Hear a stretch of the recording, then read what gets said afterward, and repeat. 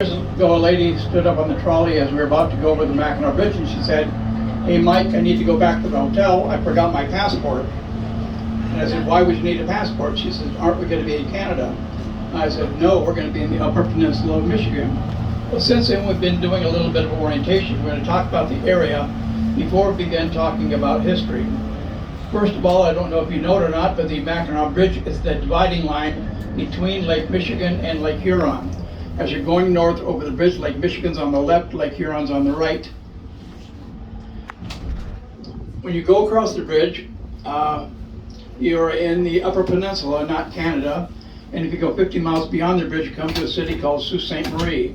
Sault Ste. Marie is the oldest city in Michigan. It was actually founded 40 years after the Pilgrims landed. It was so it's a very old city, and it's also home to what is called the Sioux Locks. The locks are where the level of Lake Superior is stepped down 22 feet to be at the level of Lake Michigan and Lake Huron. Ships go into locks, they go down 22 feet, they go down the St. Mary's River and into Lake Huron.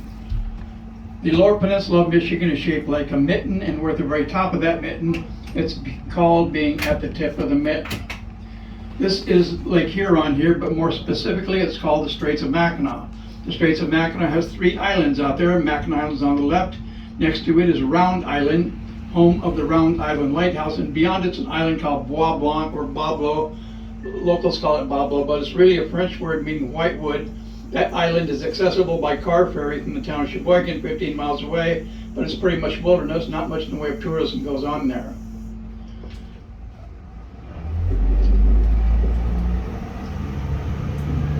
So now we're going to begin talking about some history, and we'll be going from late history to recent history, but we're going to be talking here about the history of the car ferry system that used to be here before the Mackinac Bridge. I don't know if you know it or not, but the bridge wasn't here until 1957. So what did they do then? What did they do before that? So after the cars were first invented, they had a problem. How do you get cars to go from the lower peninsula to the upper peninsula? And the way they solved that problem in the beginning was that they loaded them on flatbed railroad cars. Then they put those railroad cars onto a railroad ferry. But it cost a lot of money to do that, and actually it cost about $40. In those days, $40 was a lot of money. So in 1923, the state of Michigan decided they needed a regular automobile ferry system. And that's what these buildings here on our right. Between 1923 and 1957, when the Mackinac Bridge was completed, they used 9 different ferries. In 1928, they bought a ferry that they called the Straits of Mackinac, but it only carried 40 cars. Well, they sent it back to the factory and they added a second deck to it. The only problem is they had no way of getting cars onto that second deck, so they had to build that tall building there, which was an elevator for cars. Cars would literally drive onto a platform, and then it would raise up and then drive off onto the second deck. And that ferry was, of the 9 that they used, was the only double-decker, and they used it from 1928 all the way up until the time the Mackinac Bridge was put in place. The last ferry they used was called the Vacation Land. It was built and put in service in 1952, and it carried 150 cars. Very streamlined modern ferry. The problem is it was very short-lived here because it was put in service in 52. The bridge was completed in 57. After that, it was used in the St. Lawrence Seaway, then in British Columbia. In 1987, it was sold to China. As it was being towed to China, 100 miles off the coast of Oregon, it got into a serious storm and sank in 12,000 feet of water. There used to be times when people had to wait in lines for a ferry from where we are here all the way to the town of Sheboygan, 15 miles away. Lines that took as long as 24 hours. I don't know about you, I can't imagine that kind of waiting. Anyway, I was talking to some people that had been in those lines, and they said they literally got out of their cars and pushed their cars forward so that by the time they got here, they would still have gasoline. I don't know if you've ever heard of the word pasty or pasty. Usually people that are not from this area call them pasties, but they're pasties, and they're kind of a half meat pie, and they have rutabagas and different things in it. They came from the Upper Peninsula in the copper country. The copper miners used to use them as lunches. And somebody got the brilliant idea of selling those from car to car in those long ferry lines, and they became very popular both here and in the Upper Peninsula around the ferry system up there. And so there are all kinds of pasty shops throughout this area, but that's how they got started. Well, the bridge was opened on November 1st of 1957, and with that, this was totally closed down and is now just used for storage. Across the marina is the icebreaker Mackinac. That ship was commissioned in 1944 as part of the war effort to keep war materials flowing through the Great Lakes. It was decommissioned in 2006, primarily because they could no longer get some parts for it, and they also wanted to reduce the size of the crew. Now, the way the ship worked was it had 3 large propellers underneath it that propelled the ship up on top of the ice. Once the ship was up on top of the ice, it had what was called a ballast shifting system or heeling system, where thousands of gallons of water were pumped side to side in the hull of the ship every 90 seconds. And that movement of water side to side caused the ship to literally rock back and forth on top of the ice. And the rocking motion and the weight of the ship caused it to crush through the ice. Believe it or not, folks, this icebreaker has broken ice as thick as 18 feet. That's like from the ground to the top of that building right there. This icebreaker is now a museum ship, and you can go on board and take a tour of it. It's a totally self-paced tour. You can go as fast as you want or as long as you want. And they have experts stationed in places like the engine room and chart room in various places. And these folks really know what they're talking about. I think it's $11, and again, it has a ship store on it so that you can buy souvenirs.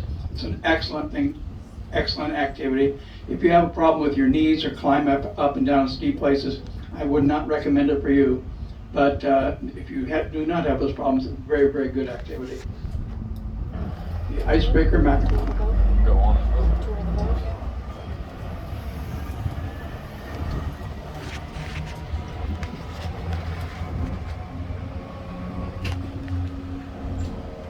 Another activity that you might want to consider is a lobster boat across the marina. It's a red and white boat straight across over there. And they take people out on tours. They're kind of sunset tours, but they're also a narrated tour. But the interesting thing about that boat is its name. It's called Ugly Annie, and the captain of the boat claims he named it after his wife. Nice guy, huh? You'll have to go aboard and talk to him and see if he's still married.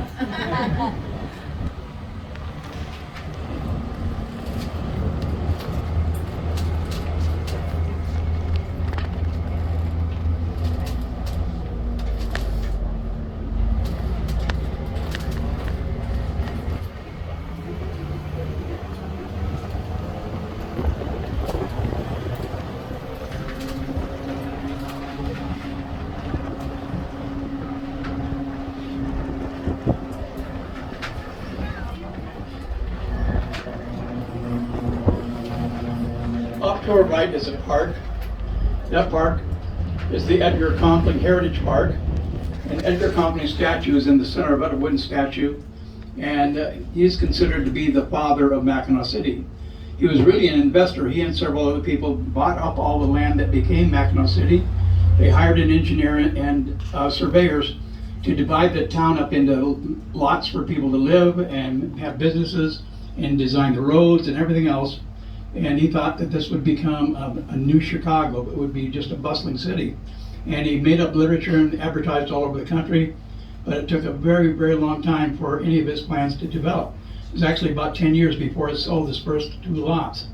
And he also sold land to the railroad, and unfortunately the railroad didn't get here until the very year that he died. So his vision, he didn't see his vision fulfilled. And however, since then, it has prospered. As you can see, all the hotels here, it's not quite Chicago, thank God, but it is a very prosperous city. Pretty prosperous for a town of 800 people.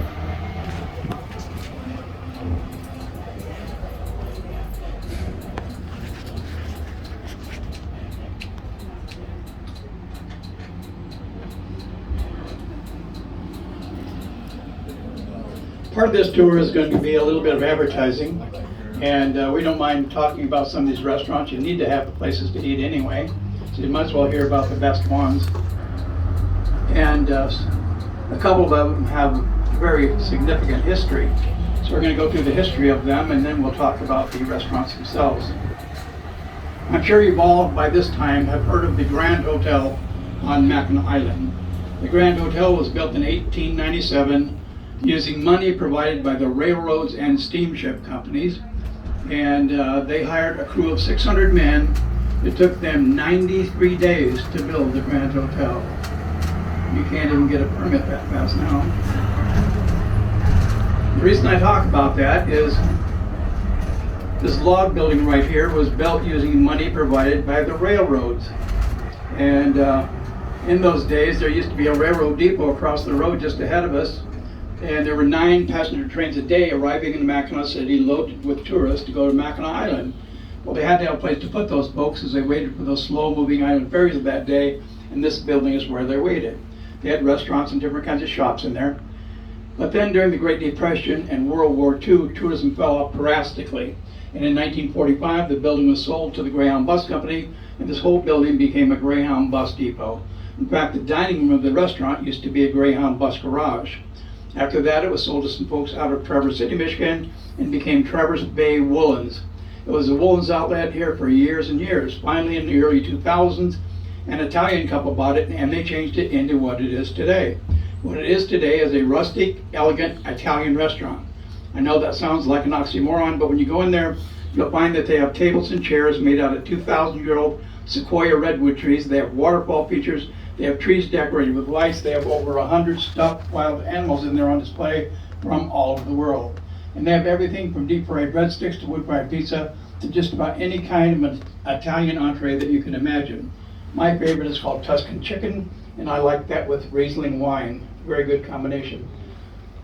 People ask me if you have to dress up to come here. The answer is no. Just do not come in your pajamas. It's not Walmart.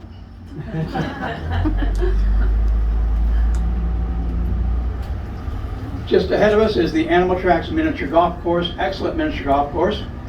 And over the top of it, you see some wires going across. That's a zip line that people catch at the top corner of the Starbucks building. Goes right over the top of the golf course to this platform on the left. That's called Adrenaline Falls.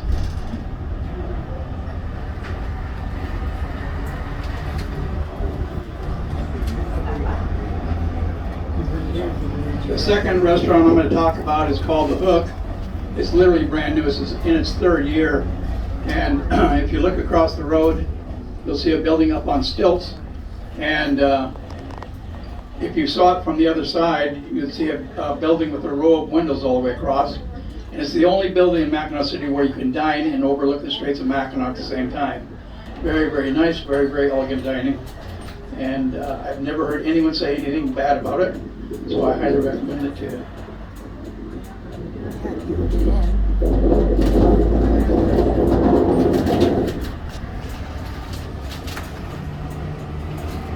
This is it.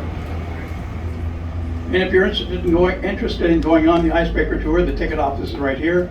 And this is just one of the propellers that propel that ship up on top of the ice.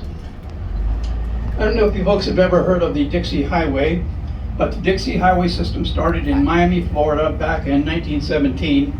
It came up both coasts of Florida, wound its way up through the southern states up into Ohio and Indiana. Then it came into Michigan as Highway 31 on Michigan's western coastline, and Highway 23 on Michigan's eastern coastline. And those two highways used to literally join together right where this clock is in front of us, right here.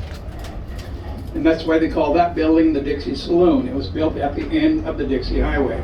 The Dixie Saloon has a very colorful past, so we're going to talk about its colorful history and then do a tiny bit more advertising for it. Not that it needs, it's already the most popular restaurant in Mackinac. But the history here is very interesting. The first building that was in that location was a totally different building, and it was built in the late 1800s, and the business within it was called the Mercy A House. Turns out it was a house of ill repute for years and years. I don't know how they got away with it.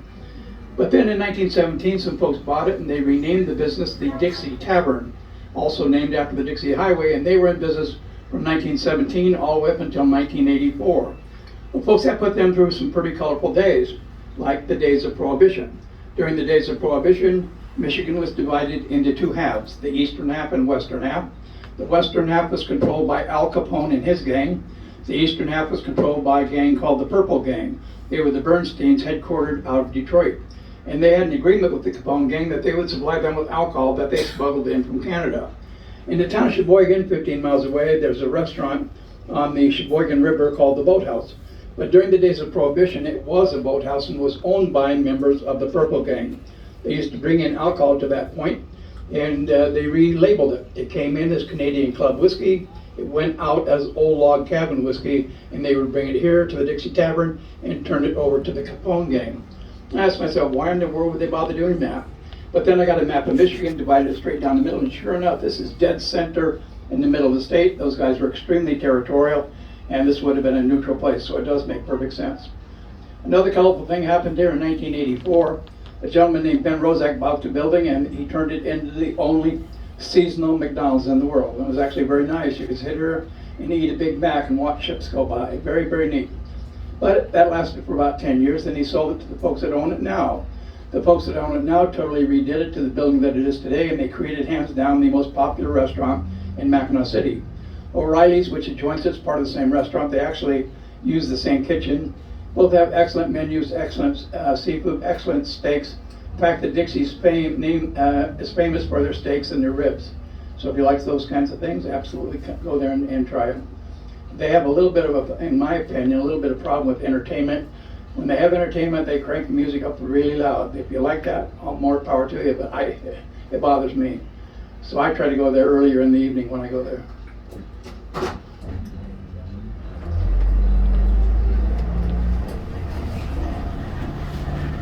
We're going to talk about a person who is not here. There's a statue up here of an Indian, and he's a very important link in the history of this area. And I can't just skip over him, even though his statue is missing. It's out for being repaired, and a very, very good detailed statue. And I'm sure they're repairing it so it doesn't get further damaged. But if you will, imagine a statue of an Indian standing just beyond these bushes in this little park right here. And he's standing there, and he has two feathers sticking out from behind his head, and his name is Chief Wawatam.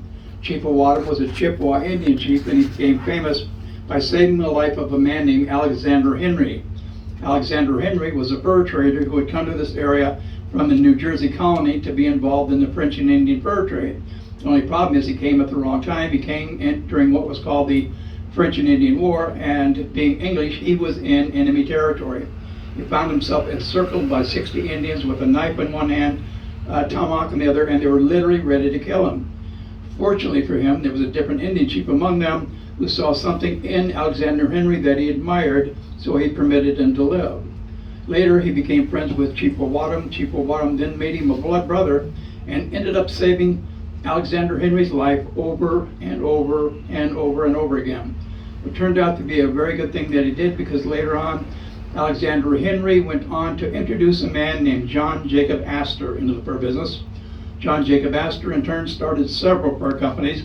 Among them was the American Fur Company, which was headquartered on Mackinac Island, but he also started what was called the Pacific Fur Company, and the Pacific Fur Company became what is now the town of Astoria, Oregon, and was the first western town in the United States. It was the first western town on the West Coast. And again, Astoria, Oregon. And he had sent an expedition of fur traders to go from St. Louis all the way out to what is now Astoria, and the path that they took became the Oregon Trail. Later in his life, John Jacob Astor relocated to New York City and became heavily involved in real estate and became the first multimillionaire in the United States. He was an immigrant from a place called Waldorf, Germany, and his great-grandson built a hotel there, a very famous hotel called the Waldorf Astoria. And he's also the John Jacob Astor IV, who was killed on the Titanic. However, if it hadn't been for this Indian chief, Chief Wawatam, saving the life of Alexander Henry, he would not have been around to introduce John Jacob Astor into the fur business in the first place. So I think this Indian's very important.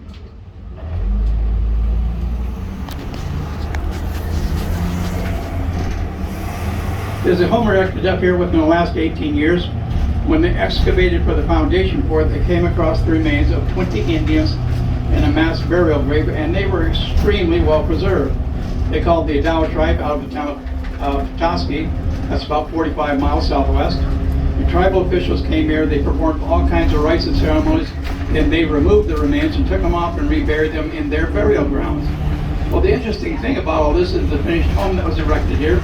As you look at it, I think you'll agree with me, it gives new meaning to the word mansion. And ladies, as you look at this house, just imagine yourself living in this house, doing all the housework, doing all the yard work, raising 2 small children, and just doing everything, even cleaning the windows. She does it all. Even though she could easily afford to have it done, she does it all. Is that big enough for 4? I can't imagine having the money to pay the heat bill and the taxes and all that. Beautiful. Now here's an actual carving by Mr. Pryor. And this is the gentleman we just talked to you about. This is Alexander Henry, the gentleman who introduced John Jacob Astor into the fur business. And this is Alexander Henry Park right here. Michigan has more lighthouses than any other state. It has 129 lighthouses. And the lighthouse we're going to be talking about here, among those 129, is the most visited lighthouse in Michigan. This is the old Mackinac Point Lighthouse. It has an interesting history, and the way the light works is interesting, so we're going to spend a little time right here.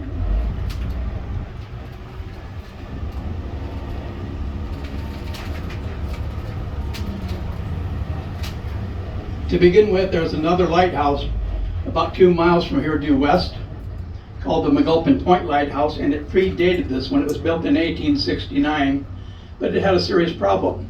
The problem was that ships coming from the east could not see it because it was too far around the bend. They couldn't see it because at this point protrudes out so far that it blocked its view.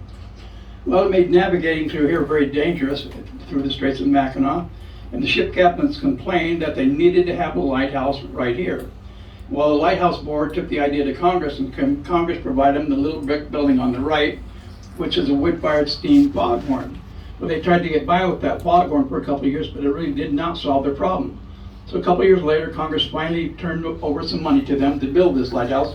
And as they built it as a duplex where both the lighthouse keeper and his assistant and their families lived, and they lived there for their entire careers. This lighthouse is now a museum, and they offer guided tours through it. They have ladies and gentlemen dressed in the apparel of that era, of the early 1900s era, and they're dressed in the lighthouse keeper uniforms. And they take you through a very detailed tour. Every time they needed to light the light in those days, they literally had to climb up into the tower, strike a match, and light a kerosene lantern. But if you use your imagination, you can imagine that that is not enough light to shine very far. So they ordered what was called a Fresnel lens. And they ordered it from Paris, France. A gentleman named Jean Fresnel invented this special lens. And they mounted that lens along with the kerosene lantern on a flat gear about 2 feet in diameter, lying flat. And through a system of weights and pulleys and other gears, they managed to make that large gear lying flat rotate very, very slowly. As it rotated, the lens and the kerosene lantern rotated with it. And the effect that that had on the lantern was it made it appear as if it was blinking on and off. Then over the top of it all was a red glass globe, and with that, ships could see a blinking red light from 16 miles away. Not bad for 1890s technology. Well, they used this lighthouse all the way up until the time the Mackinac Bridge was completed in 1957, but the bridge has its own red flashing navigational lights, and the depth of the water under the center span of the bridge is 300 feet deep, so as long as ships go through there, they have absolutely no problems whatsoever.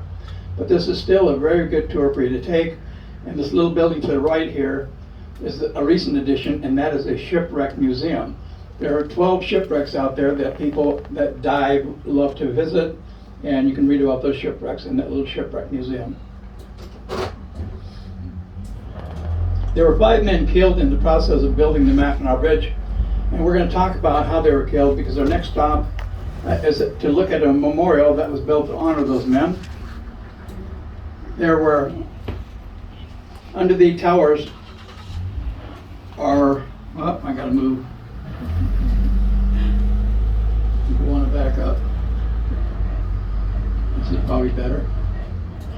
Under the towers of the bridge are concrete forms, and those forms were called caissons. They were giant concrete forms. They were 40 stories tall. They were welded together, and one of the welders, while working on the top of one of those, lost his footing and fell into the center of one 40 stories to his death. When they went to put those caissons on the bedrock of the lake, they had to be lined up in a perfectly straight line, and they used divers to align them. Unfortunately, one of the divers came up too fast and died from the bends.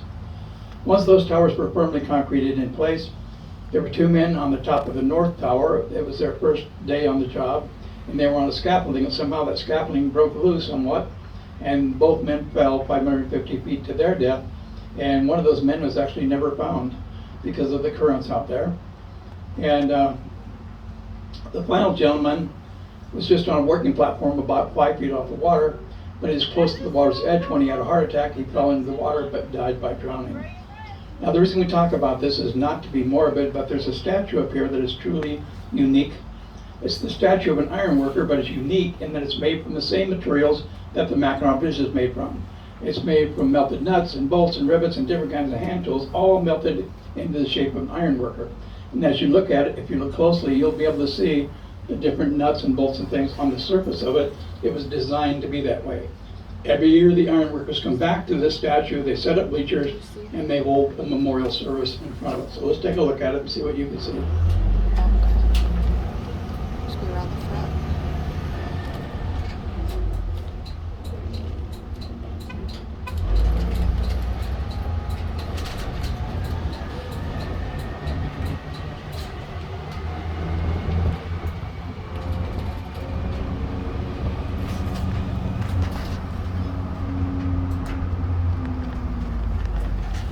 Folks, take a really close look at that.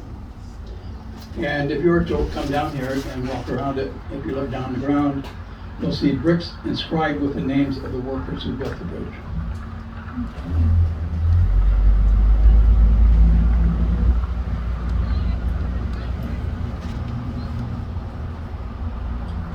I want to take a minute to talk about this sign right here.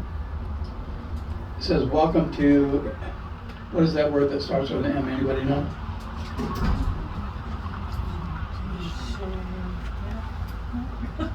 It's Mackinac.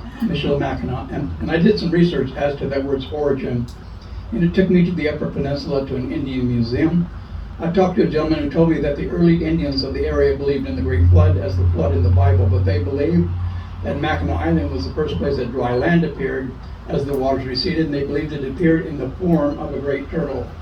The Indian word for the great turtle was Mackinac. That's how everything got its name. The Mackinac Bridge, the Straits of Mackinac, Mackinac Island. Mackinac City got its name from the gentleman we talked about, Edgar Conkling. He had a company called Mackinac, the Mackinac Corporation, and they spelled it with a W to kind of make it spelled as it sounds. And they just adopted that name to go along with his business. He's the father of the city, as it were, I said. And but everything else is, even though it has a C, it's always pronounced as if it was a W. The Straits of Mackinac, the Mackinac Bridge, and Mackinac Island. So if you say Mackinac, you automatically identify yourself as a tourist.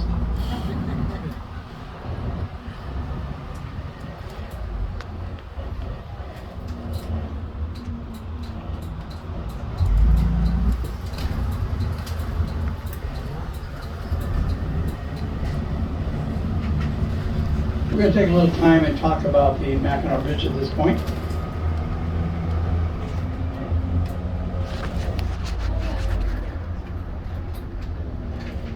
The gentleman who designed this bridge was a guy named Dr. David Steinman. Dr. David Steinman had a PhD in engineering from Columbia University, and in his lifetime, he and his firm designed 400 bridges worldwide. He designed the very first bridge over the San Francisco Bay, a bridge called the Carquinez Straits Bridge. In 1940, there was a bridge opened in Tacoma, Washington, called the Tacoma Narrows Bridge. And 3 years before that bridge opened, Dr. Steinman had an opportunity to put a bid in on it, and it was rejected because of price. So he did a study of the bridge that was accepted, and he decided that that bridge was going to end up failing, and they thought it was going to fail just because of sour grapes. But 6 months after that bridge opened, it encountered gale force winds, and the roadway of that bridge twisted and buckled so badly it literally broke apart and fell into the water. That bridge became known as Galloping Gertie. And if you Google the words Galloping Gertie on your phone or your computer, you'll be able to watch a video of that bridge literally falling to pieces. And so Dr. Stein was an absolute genius. He designed this bridge to withstand 395-mile-an-hour winds. The highest wind speed ever recorded on this bridge, though, was 130 miles an hour. This bridge was completed and opened on November 1st of 1957. As it opened, it was the longest suspension bridge in the world and held that record for 50 years. This bridge is 5 miles long from entrance to entrance. That's 3 times longer than the famous Golden Gate Bridge, which is 1.7 miles long. Now, there have been some pretty wonderful things happen on this bridge, but also some pretty horrible things, and I'm going to share just one of each with you. Back in 1989, a lady was driving across this bridge on a Yugo automobile. As she was driving, according to an article I read in the newspaper the following day, it said they thought she had been drinking, was driving too fast. She steered into the median separating the north and southbound lanes, lost control of her vehicle, and with the aid of the wind, the entire car went over the side of the bridge into 210 feet of water. Well, I saw that car after they pulled it out, and it was totally mangled. Obviously, she perished in it. On the other hand, there have been some pretty wonderful things happening on this bridge too. Since 1957, 4 babies have been born on this bridge. 3 of those babies were little boys, and I don't know what they named the boys, but they named the little girl after the bridge. They named her Bridget. People say, you made that up. No, I didn't make that up. That is better than Mackinac. Isn't this beautiful? 10,000 ships, imagine that, 10,000 ships a year go through this little locks up there. So a good percentage end up going by and going to Chicago and different places. And so it's a very interesting thing to do, just sit here and watch ships go through. And they go through there 24 hours a day.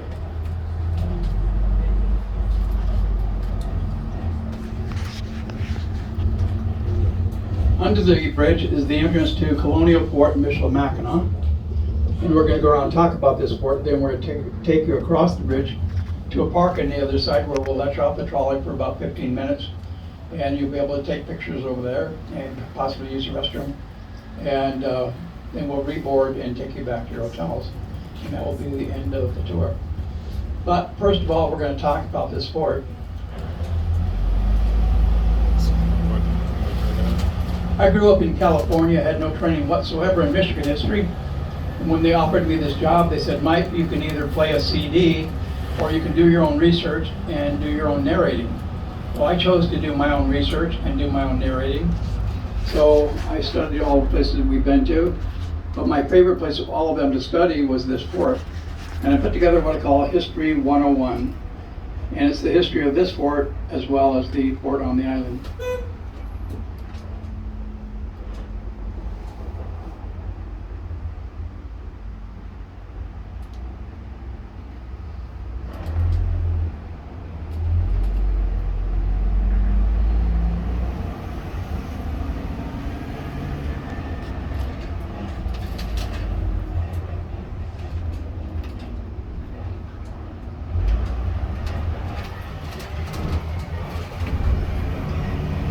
To begin with, folks, this fort, as you look at it here, is not the original fort.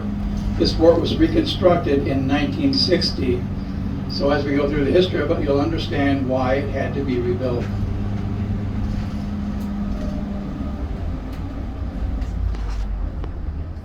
You folks have been a really great audience so far, and here I'm going to ask you specifically to please stay with me. Don't let your minds wander away, if you would.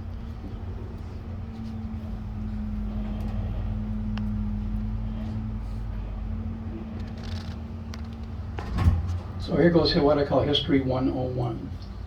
In 1620, the Pilgrims landed on the Atlantic coast and began the Plymouth colony. And within 100 years, there were 13 colonies up and down the Atlantic. Those colonies altogether became known as New England.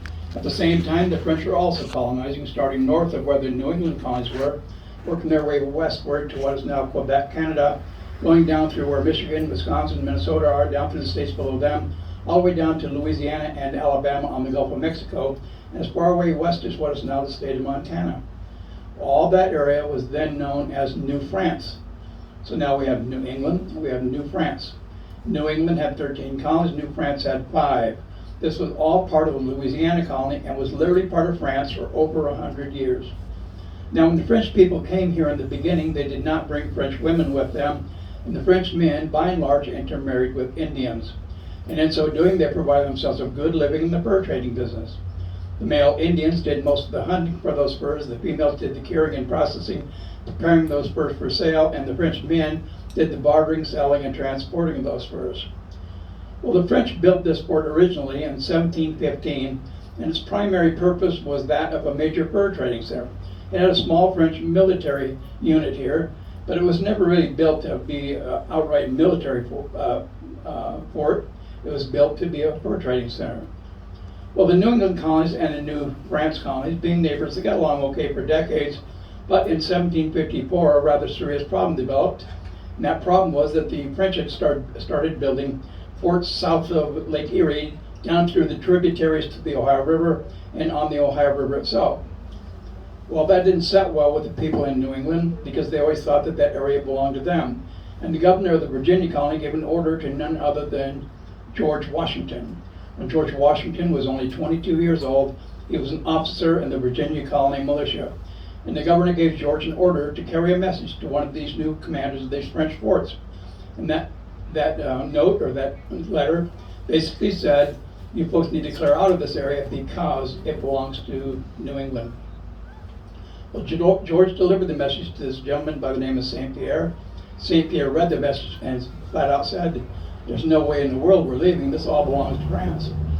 So George then took that message back to the governor, and the governor sent George with 60 soldiers to go back to what is now the Pittsburgh, Pennsylvania area. On his way, he encountered French soldiers. They started shooting at one another, and that became the beginning of what was called the French and Indian War, and became a war between New England and New France. And France and England both went to war directly against one another as a result of all this, and other European nations got involved, siding with either England or France. But at the end of 7 years of fighting at the Treaty of Paris, it was determined that the New England colonies had won that war, and they were awarded a humongous increase in territory. The new boundaries for the New England colonies became from the Atlantic all the way west to the Mississippi River, and from the Gulf of Mexico all the way north to where Quebec, Canada is now. Well, that was a humongous increase in territory compared to what they had before. And that huge increase in territory caused a very large problem, because then the British flooded into the area, taking over all the French and Indian fur trade and other trades as far as that goes. But the problem is that the commanding officer of this area was a guy named General Jeffrey Amherst, and he hated Indians. And he was the one who made policy with the Indians and their trade. And he made the Indians absolutely miserable with his policies. And the Indians got fed up with it, and so a guy named Pontiac, an Indian named Pontiac from the Detroit area, called a meeting of all the tribes in the surrounding area of the Great Lakes, and they decided they were going to stand up to the British. So he decided that they were going to attack 12 different British forts, but they were going to attack them all at the same time. So Pontiac gave an order to a local group of Chippewa Indians who happened to be located where the town of Sheboygan is, and he told them to come and take over this fort. This was one of the 12. And so they came here and they pretended to play a game like lacrosse outside the wall of this fort, and they tossed the ball from that game over the wall on purpose. When the good folks inside saw the ball, being nice, they opened the gate to allow the Indians to get their ball, but the Indians rushed in and massacred the majority of people that were in there. Alexander Henry, the gentleman we talked about earlier, was in there at the time, but they did not kill him because he was a blood brother to Chief Wadham, and they knew it. Chief Wadham later took him over to Mackinac Island and hid him out over there in a place called Cave of the Skulls. Then later he took him up to Sault Ste. Marie, where he hid him out up there. But the point is, the Indians did take over this fort, and they held on to it for a full year. During that year, they renegotiated with the British, and finally they turned the fort back over to the British in 1763. So the British were here from 1763 up through the period of the American Revolution. In 1776, the colonies rebelled against England, starting the Revolutionary War, and 3 years into that war, there was a change of English command here. The new commander was a gentleman by the name of Patrick Sinclair. And he was a real military type guy. And as soon as he saw this fort, he realized they had a serious problem. He thought this fort was way too vulnerable a place to be in the middle of a war. It's way too close to the water, it's made out of wood. He thought if the Americans would ever come here, they would easily be defeated here. So he thought they needed a more defended fort. So he gave an order to dismantle the walls of this fort, slide them over the ice over to Mackinac Island, where they began building a new fort up on some limestone walls. And then they dismantled the buildings, slid them over there and reassembled them over there. And 2 years later, in 1781, the fort on the island there was completed and became operational, and this was abandoned and totally burned to the ground, so there's nothing left of it. And so the British held on to that fort that they built on Mackinac Island throughout the Revolutionary War. In fact, they never gave it up to the United States, except after the war was completely over with, they ended up having to turn it over to the United States, both the fort and the island. However, in 1812, the British got the idea that they wanted their fort back. And the reason they wanted it back was they wanted to use that fort that they had built as a place to control the Great Lakes from. So accompanied by a couple of hundred Chippewa Indians who are now their allies, the British forces sailed to the back side of Mackinac Island under the cover of darkness. They drug their cannons half on top of a hill that looks down into that fort. And in the middle of the night, they fired just one round of cannon fire that landed squarely in the middle of that fort. And the American commander panicked and immediately surrendered the fort back to the British. Well, folks, that became a very important part of U.S. history because that was the first battle of the War of 1812. The War of 1812 is the war that ultimately produced the Star-Spangled Banner. The War of 1812 is the war that the British completely took over Washington, D.C., setting on fire numerous government buildings, including the presidential mansion. However, torrential rains came and put their fires out. Tornadoes came, tossing their cannons and materials all over the place, and literally drove the British out of Washington, D.C., so they were only able to occupy it for about 26 hours. Another thing that happens as a result of the War of 1812 is that a man became president of the United States as Andrew Jackson led them to victory in the Battle of New Orleans. But it all began on Mackinac Island. Well, folks, that is the history tour. Thank you very, very much for listening. You've been a great audience.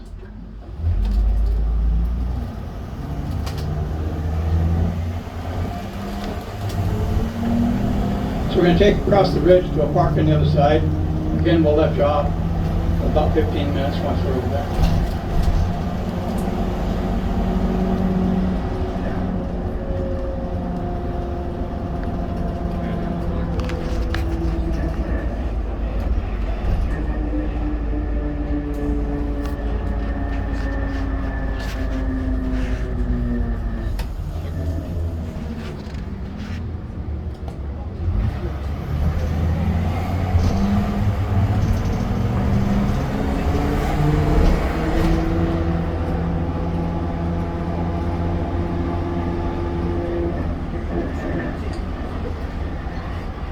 If you're interested in visiting the other lighthouse I spoke of, the McGulpin Point Lighthouse is down this road about 2 miles. The road comes to an end, and then turn right. You're right there, the McGulpin Point Lighthouse.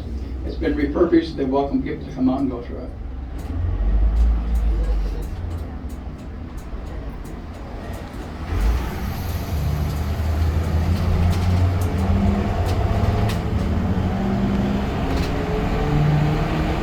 Now, on a very serious note, there is the world's largest hot dog. Right there. We need a juniors. That was supposed to be a Chicago hot dog, but they made a mistake and put ketchup on it instead of tomatoes. Which, if you buy one inside, they do put tomatoes on it.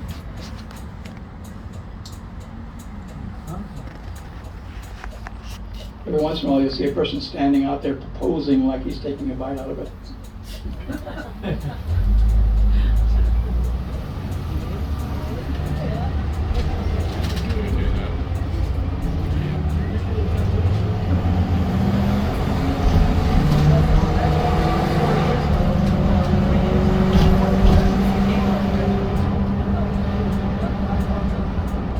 Folks, if it gets too windy, please feel free to close your windows.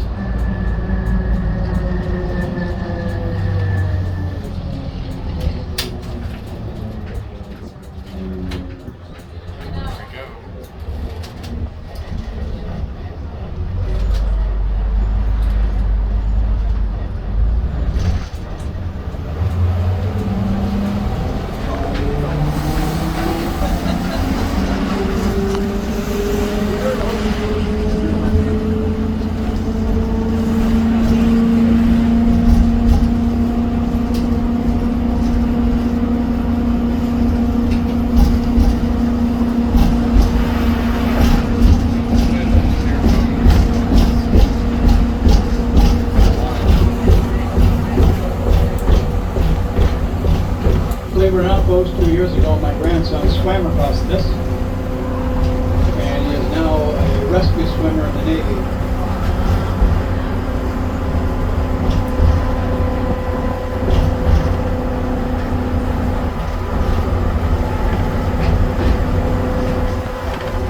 2 years after the bridge was completed, an Air Force bomber pilot who was flying a B-47 swept-wing bomber flew under the center of the bridge at 425 miles an hour.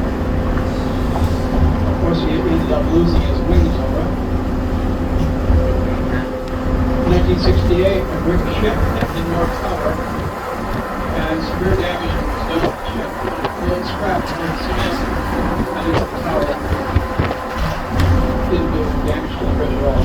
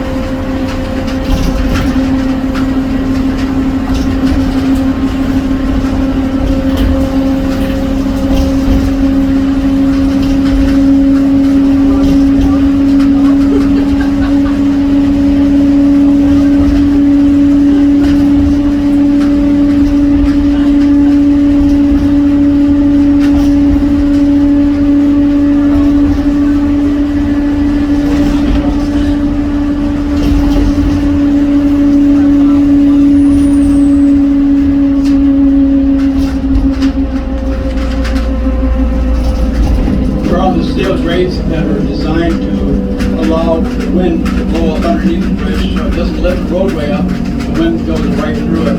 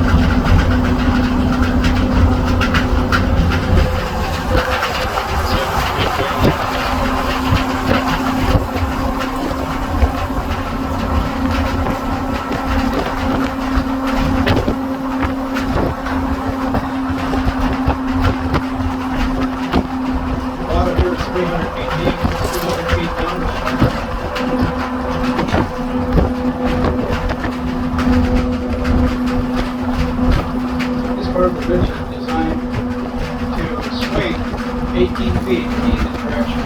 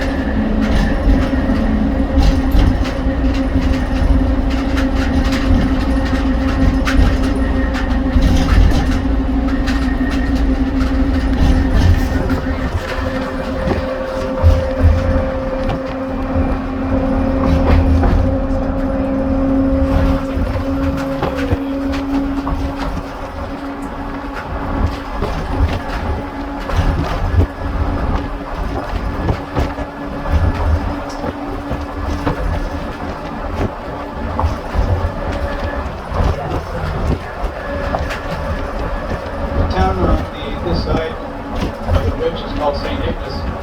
It's named after St. Ignatius of Loyola. Both Sault Ste. Marie and St. Ignace were founded by a Catholic priest by the name of Father Mackinac.